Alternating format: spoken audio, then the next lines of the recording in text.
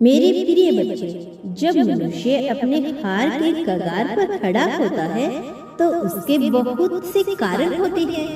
वह अपनी हार को स्वयं ही जिम्मेदार होता है, लेकिन वह ऐसा मानने से इनकार कर डालता है, जिस वजह से वह और भी ज्यादा दलदल में फंसता चला जाता है। वह अपने प्रेम को खो देता है, अपने साथी को अपने हाथों से छोड़ देता है, अपने भविष्य का स्वयं से ही गला घोट देता है और निर्माण करता है एक ऐसे भयानक भयंकर भविष्य की जिसमें खुशियां दूर दूर तक नहीं होती। और फिर वह दूसरों पर इल्जाम लगाना प्रारंभ कर देता है। मेरे प्रिय बच्चे, जो तुम्हारे साथ अभी घटित हो रहा है उसके पीछे का कारण जानना तुम्हारे लिए अत्यंत आवश्यक है। और आज जब तुम इस संदेश तक पहुँचे हो तो यह नियति का एक शस्त्र के रूप में बनाया गया है, एक ऐसी योजना का हिस्सा है जिसे तुम अभी समझ नहीं पाए, लेकिन जिस पल तुम इस रहस्य को समझ जाओगे तुम्हें अपने जीवन पर नाज होने लगेगा, क्योंकि तुम क्या थे, क्या हो और क्या हो जाने के लिए क्षण में हो, यह जानना तुम्हारे लिए अत्यंत आवश्यक है। मेरे प्रिय बच्चे, जब वह मनुष्य जो तुम्हारा हृदय तोड़कर किसी और के साथ जाने को तैयार हो जाता है, एक बात सदैव याद रखना, वह कभी तुम्हारा सच्चा साथी हो ही नहीं सकता। फिर चाहे तुमने उसके पाने के लिए कितने ही प्रयत्न क्यों न किए हो, कितना ही तुम उसके लिए तड़पे हो, क्यों न हो छटपटाट हो, क्यों न हो, किंतु वह वास्तव में इस योग्य नहीं होता कि वह तुम्हारा हो सके। और जो मनुष्य इस आसक्ति को छोड़कर अनासक्ति की ओर बढ़ने को तैयार रहता है, वह जीवन में सब कुछ प्राप्त कर सकता है। वास्तव में धर्म क्या है यह समझाना तुम्हारे लिए आवश्यक है। और आज जबकि तुम इस दिव्य संदेश तक बहुत ही मुश्किलों के बाद न जाने कितने ब्रह्मांड से गुजरता हुआ तुम तक तुम्हारे कानों तक पहुंच रहा है, तुम्हारे मस्तिष्क में उतरने वाला है, तो इसके रहस्य को समझो। आखिर क्यों इतने संग्रहों के बाद तुम्हें यह संदेश मिल रहा है? आखिर क्यों इसी पल में तुम्हें यह संदेश मिल रहा है? क्यों यह संदेश जो कि पहले ही निर्मित है तुम तक अभी पहुंच रहा है? क्यों तुम्हारी आंखों के सामने यह अब स्पष्ट हुआ है? क्योंकि नियति ने यह तुम्हारे जीवन में अभी ही लिखा है। यह संदेश अनंत काल के लिए लिखा गया है, यह संदेश अनंत काल के लिए निर्मित हुआ है। इससे तुम जैसे न जाने कितनी ही पुण्य आत्माओं का भला होने वाला है, लेकिन अभी इन क्षणों में केवल तुम और केवल तुम ही हो जिसके लिए ब्रह्मांड कार्य करना चाहता है, जिसके लिए समस्त सृष्टि कार्य करना चाहती है, जिसके लिए नियति अपनी योजनाएं बनाने को भी तैयार हो रही है।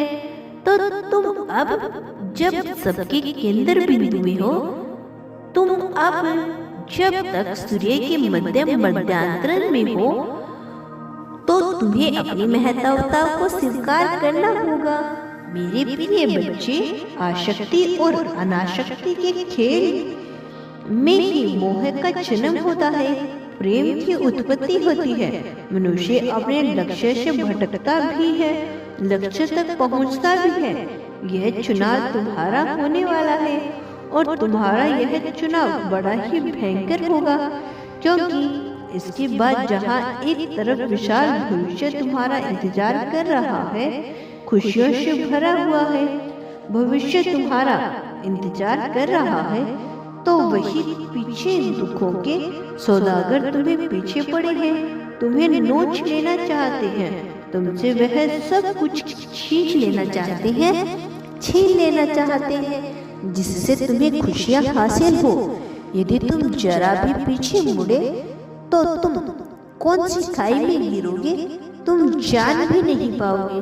लेकिन यदि तुम्हें आगे बढ़ने का फैसला किया है और उचित ढंग से आगे बढ़ते गए, जिस राह पर तुम निकल चले हो उस पर आगे बढ़ते चले गए हो, तो मैं स्वयं आऊंगा तुम्हें धक्का लगाने, तुम्हारे पैरों में पड़ी हुई बेड़ियों को तोड़कर तुम्हें आजादी की जंजीरों में बांधने और उन जंजीरों से मुक्त कराने जो जंजीर तुम्हें नीचे खींचती है, बल्कि उन रस्सियों का सहारे देने वाला हूँ जो तुम्हें ऊपर की ओर, प्रकृति की ओर, उत्थान की ओर लेकर जाएगी। मेरे प्रिय बच्चे, जब तुम अपने आसपास की चीजों में, जब तुम उन चीजों में जिनसे तुम जुड़े हुए हो बल्कि अपनी खुशियाँ ढूंढ लेते हो, तो इस संसार की कोई भी ताकत तुम्हें दुखी नहीं कर सकती।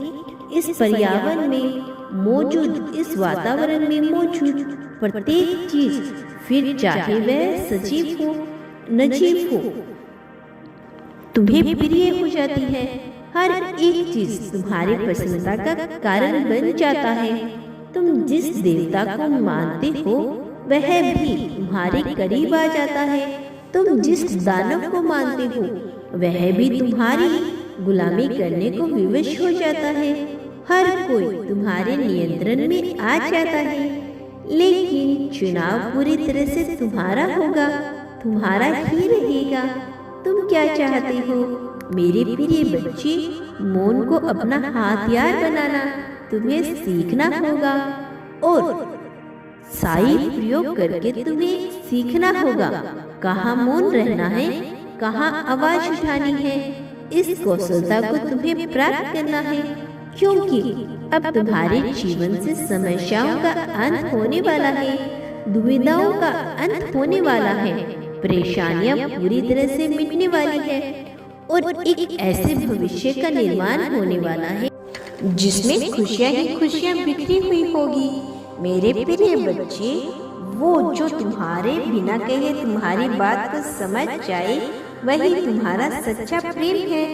किंतु किसी से उम्मीद लगाना कि वह तुम्हारा सच्चा साथी हो सके, यह निरर्थक है, निराधार है, क्योंकि ऐसे क्षण में तुम स्वयं को कमजोर मान बैठते हो और इस संसार का सबसे बड़ा पाप है अपने आप को कमजोर मान लेना, क्योंकि यहाँ कुछ भी अच्छा या बुरा नहीं है।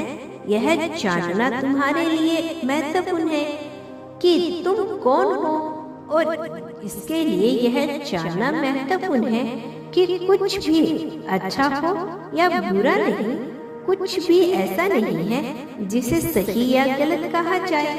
वास्तव में यहाँ जो है, यहाँ तो धर्म है, यहाँ तो अधर्म है।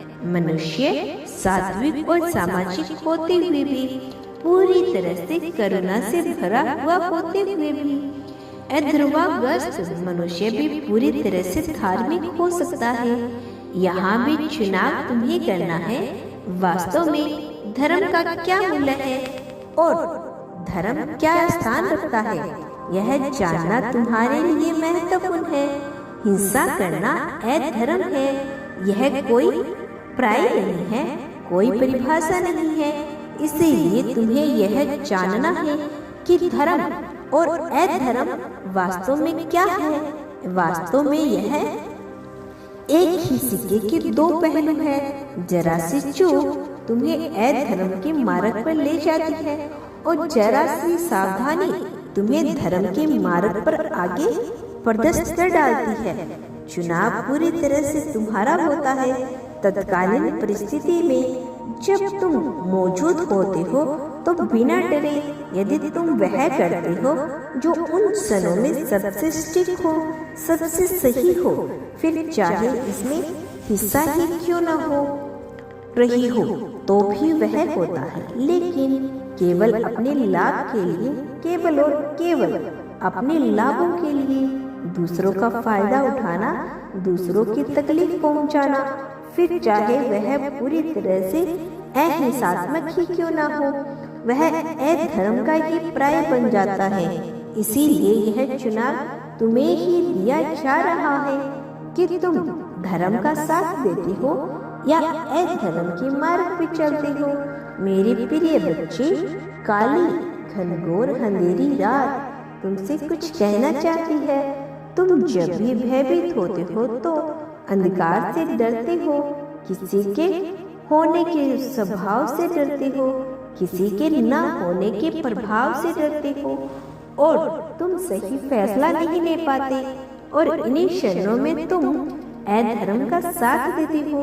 धर्म तुम्हें समझना है, धर्म के प्राय तुम्हें ही समझना है। सही गलत के फेरे में ना पड़कर, अच्छे बुरे के फेरे में ना पड़कर।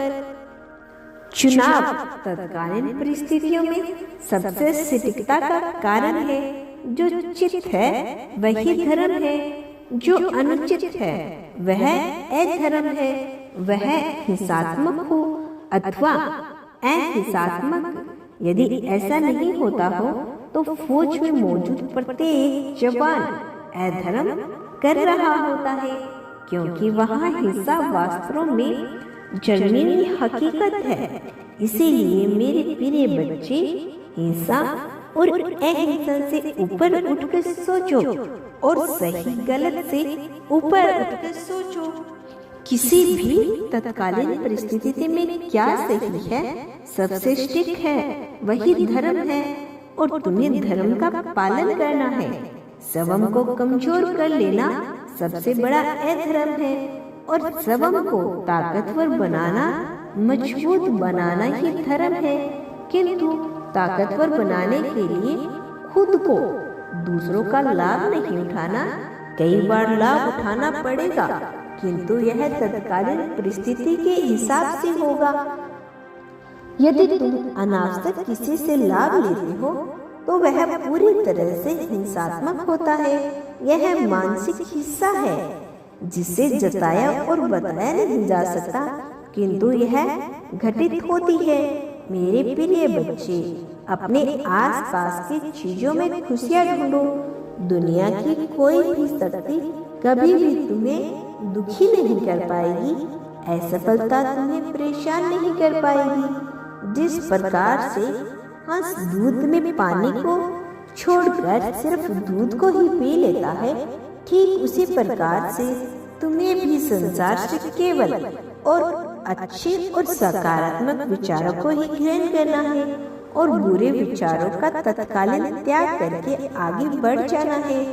अच्छे विचारों को पूरी तरह से अपने जीवन में उतार लेना है, आत्मसात कर लेना है। तुम्हें उन्हें इतनी तेजी से, इतनी सुंदरता से अपने जीवन में उतारना है कि दुनिया की कोई भी ताकत तुम्हें झुका ना सके, तुम्हें रोक ना सके। मेरे प्रिय बच्चे, इस संसार में प्रत्येक चीज मौजूद है। यदि अच्छाई है तो बुराई भी अवश्य होगी। इसे इस प्रकार से समझो कि यदि कहीं गड्ढा खोदा जाता है तो उसके आसपास मिट्टी का एक ऊंचा ढेर अवश्य होगा। इस संसार में संतुलन के नियम को दर्शाता है और वास्तव में इस संसार में मौजूद प्रत्येक नियम संतुलन के नियम से निकले हैं। फिर चाहे वह कर्म संतुलन का हो या प्रेम का या करुणा का या फिर द्वेष का संतुलन हो, सब कुछ होता ही रहता है। जब गड्ढा खोदा जाता है तो भले ही वहाँ पे गड्ढा हो जाए, लेकिन उससे निकली हुई मिट्टी को भी अपना स्थान बनाना पड़ता है और इसी वजह से उसके आसपास हुई मिट्टी का एक जवाड़ा दिखाई पड़ता है। उसी तरह से तुम्हारे जीवन से यदि नकारात्मकता निकल जाएगी तो उसके आसपास सकारात्मकता का भी एक पड़ाव मौजूद होगा और जो तुम्हें ताकत देगा, जो तुम्हें बल प्रदान करेगा आगे बढ़ने का, जो तुम्हें साहस देगा किसी भी मुश्किल परिस्थिति से लड़ने का। इसीलिए मेरे प्रिय बच्चे, तुम्हें बिल्कुल भी नहीं घबराना चाहिए, क्योंकि तुम्हारे पास विकल्प सदैव मौजूद रहेगा। एक के बाद एक विकल्प आते जाएंगे। तुम बिना घबराए आगे बढ़ सकते हो, बिना चिंतित हुए आगे बढ़ सकते हो। मेरे प्रिय बच्चे, तुम्हें संतुलन के इस नियम को बहुत गहराई से सच्चे अर्थों में समझना है और प्रेम की महत्ता को स्वीकार करना है। मेरे प्रिय बच्चे, विचारों को हर हाल में तुम्हें त्याग देना है, चाहे कोई तुम्हारे खिलाफ षड्यंत्र ही क्यों न रच रहा हो। तुम्हें उस पर ध्यान नहीं देना है, बल्कि यह ध्यान देना है कि तुम उसे कैसे मात दे सकते हो, क्योंकि संसार में डर, दुख और पछतावे का कोई स्थान नहीं है। यदि तुम डर, दुख और पछतावे में अपना जीवन जीते हो तो तुम्हें अंततः निराशा ही हाथ लगनी है। तुम्हें सदैव दुख का आभास होता रहेगा और यह दुख तुम्हें इतना नीचे धकेल सकता है कि तुम सोच नहीं सकते। यदि तुम्हारी ऊर्जा सही दिशा में नहीं लगी तो तुम्हें इतने नीचे गिर जाओगे कि तुम कल्पना भी नहीं कर पाओगी। मेरे प्रिय बच्चे, तुम्हारा मन जितना स्वस्थ, जितना निर्मल होगा, तुम्हारे कर्म भी उतने ही बलशाली, उतने ही बलवान होगी। वैसे भी इस संसार के पार केवल तुम्हारे कर्मों का ही आलिंगन होगा, ना तो तुम्हारी संपत्ति का और ना ही तुम्हारी बुद्धि का और ना ही तुम्हारे चालबाजों का और ना ही तुम्हारी आदतों का। यह सब जरिया भी मूल्य नहीं रखोगे। यदि कुछ मूल्य रखेगा तो केवल और केवल तुम्हारे कर्म। फिर तुम्हारी नियति कुछ भी नहीं हो रही हो, फिर तुम्हारी नियत कुछ भी नहीं हो, किंतु अंततः स्तर लेवल पर केवल तुम्हारे कर्म मायने रखते हैं। इसीलिए तुम्हें अपने कर्मों को ठीक सही करना होगा, अपने कर्मों का, अपने जीवन का अर्थ समझना होगा, तुम्हें संभल कर रहना होगा। मेरे प्रिय बच्चे, मैं चाहता हूँ कि तुम अपने जीवन में आगे बढ़ो, खूब तेजी से, पूरी गति से आगे बढ़ो, लेकिन संभल कर रहना, क्योंकि बहुत से लोग ऐसे हैं जो तुम्हें गिराने की प्रतीक्षा में ही बैठे हैं, जिनके जीवन का एकमात्र उद्देश्य तुम्हारा पतन है। तुम्हें उन्हें भी सबक सिखाना है, किंतु यह तुम्हारा उद्देश्य नहीं है, यही तुम्हारा अंतिम फैसला भी नहीं है। लेकिन तुम उनके सबक अवश्य सिखाओगे, क्योंकि वह तुम्हारी राह में आए हैं, तो उन्हें सबक मिलना ही चाहिए। भले ही पूरी तरह से हिंसावादी को, हिंसा को मानने वाले हो, लेकिन कई बार तुम्हें हिंसात्मक रुख लेना पड़ेगा।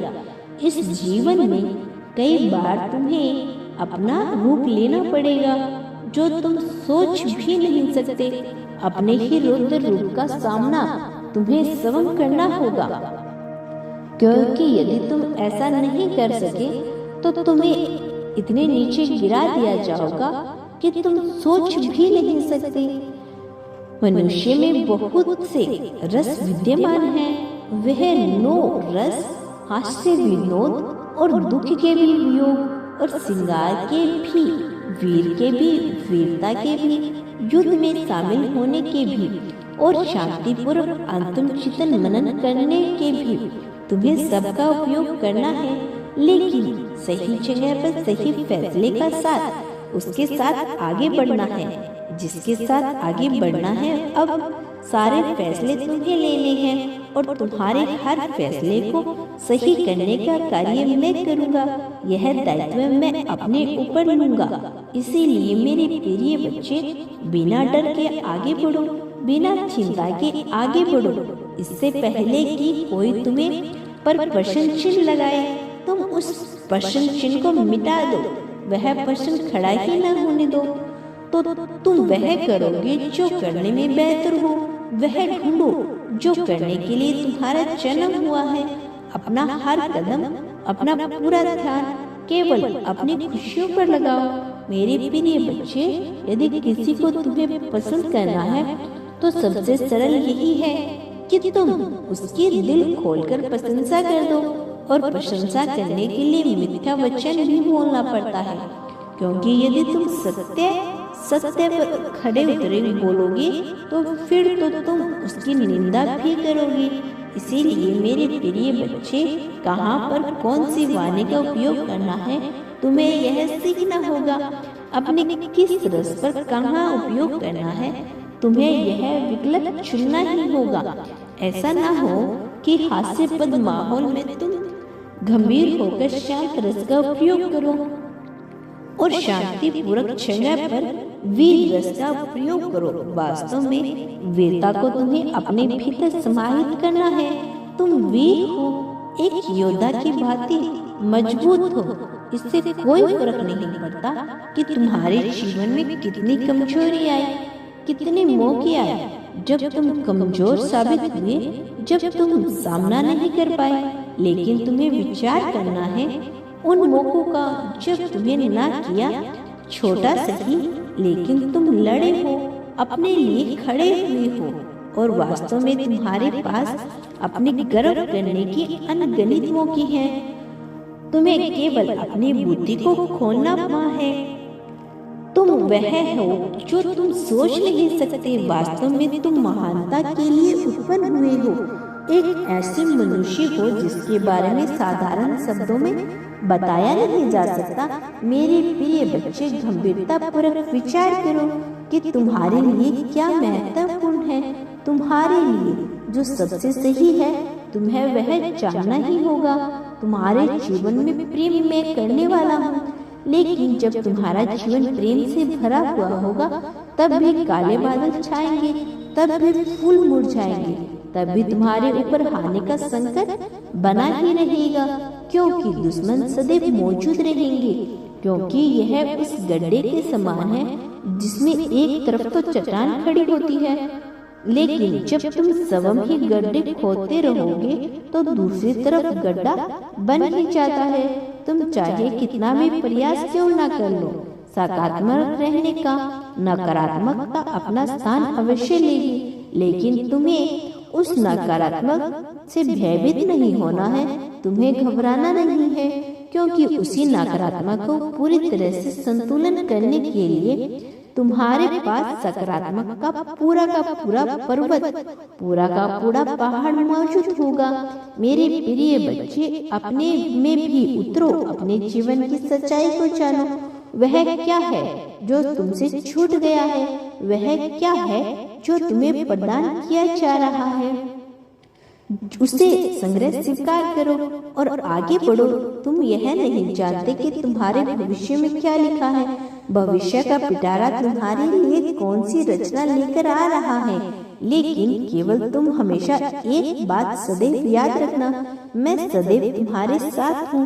मेरा आशीर्वाद सदैव तुम्हारे साथ है। मेरी प्रतीक्षा करना मेरे प्यारे बच्चे, मैं जल्द लौटूंगा अपने अगले संदेश लेकर तुम्हें सही मार्ग दिखाने। मेरा आशीर्वाद सदैव तुम्हारे साथ है मेरे बच्चे। तुम्हारा मंगल में हो, तुम्हारा कल्याण होगा।